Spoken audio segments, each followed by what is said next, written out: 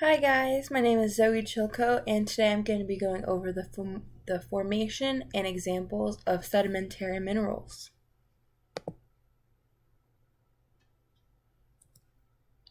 So, before we go over the formation of sedimentary minerals, I'm going to go over the formation of sedimentary rocks in which these minerals are found in.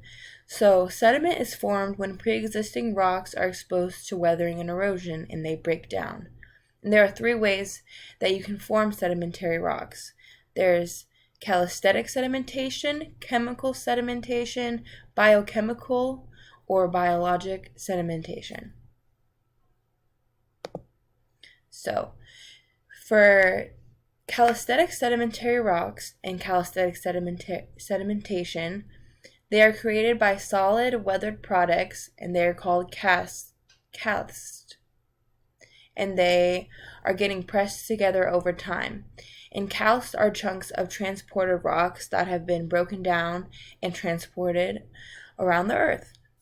Chemical sedimentary rocks are created by water dissolving some of the rock's minerals, and this results in chemical precipitation.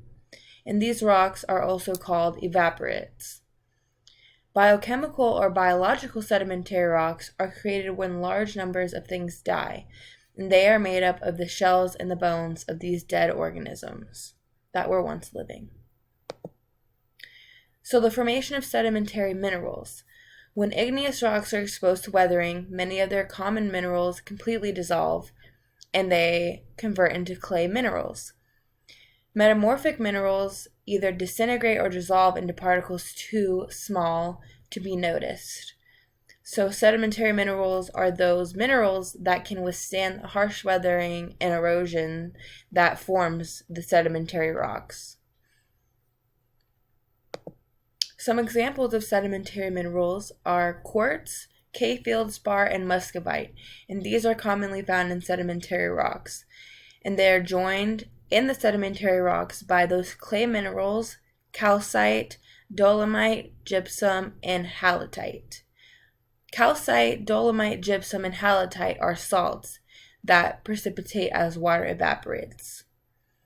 Pyrite is also found in rocks, sedimentary rocks, and it's a mineral, but is a non-rock forming mineral, and it is commonly present in sedimentary rocks that are formed in or near seawater. So now I'm just going to show you some pictures of these different sedimentary minerals that we find. So here's a picture of quartz. Here is a picture of this K-feldspar. Here is a picture of muscovite. Here is a picture of calcite. Here is a picture of dolomite.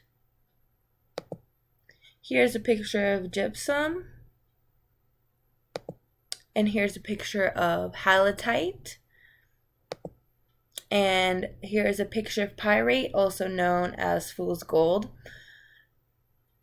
And that is the end of my presentation. I hope you guys learned a little bit about sedimentary rocks and the minerals that are found in them. Thank you.